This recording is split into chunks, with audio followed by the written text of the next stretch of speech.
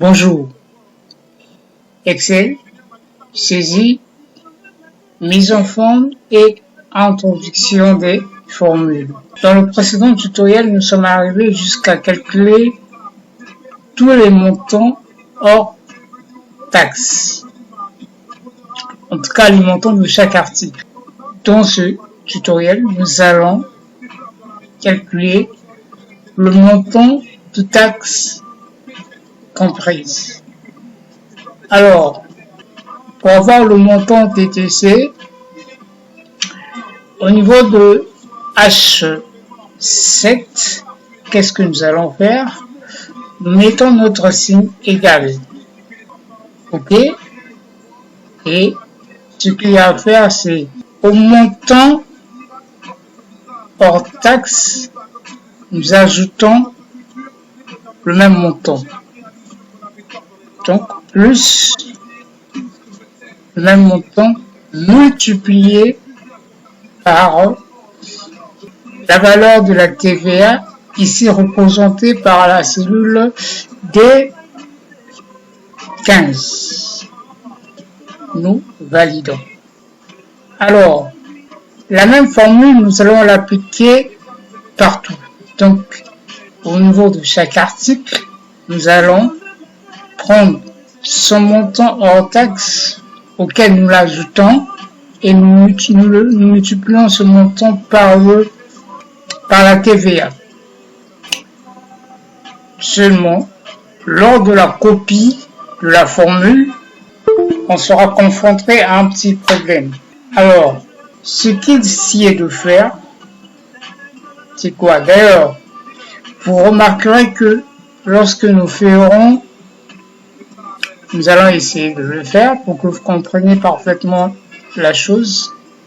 Voici, et copions la formule, comme on l'a fait d'ailleurs, donc on va plus expliquer la procédure. Vous voyez par exemple au niveau du deuxième article,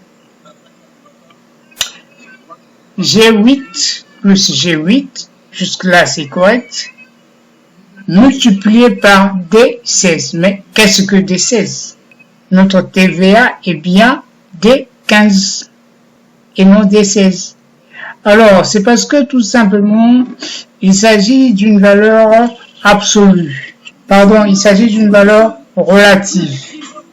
Alors, pour rendre cette valeur absolue, ce qu'il y a à faire, alors, pour éviter cette erreur, ce qu'il y a à faire, c'est mettons le signe égal, le montant, nous l'ajoutons, multiplié. Alors, cette fois-ci, mettons d'abord le signe égal, $, la lettre de la cellule est bien D, à nouveau $, et la ligne est 15, pardon. Nous validons. À partir d'ici, donc là, nous avons maintenant une valeur absolue. Et à partir d'ici, nous pouvons appliquer la formule partout. Donc, recopier la formule. Et les résultats seront bien corrects. Donc, ce que vous devez retenir, que quand vous êtes face à cette situation, annulez la valeur absolue pour la remplacer par la valeur relative, pour la remplacer par la valeur absolue. Et pour ce faire, il suffit donc nous sommes à ce niveau, entre la colonne, mettons $, colonne, $, et le numéro de la ligne, 15, pour notre cas. J'attends vos suggestions et questions ou commentaires en commentaire. Alors, ici prend fin cette partie. C'était Declousoft. Merci.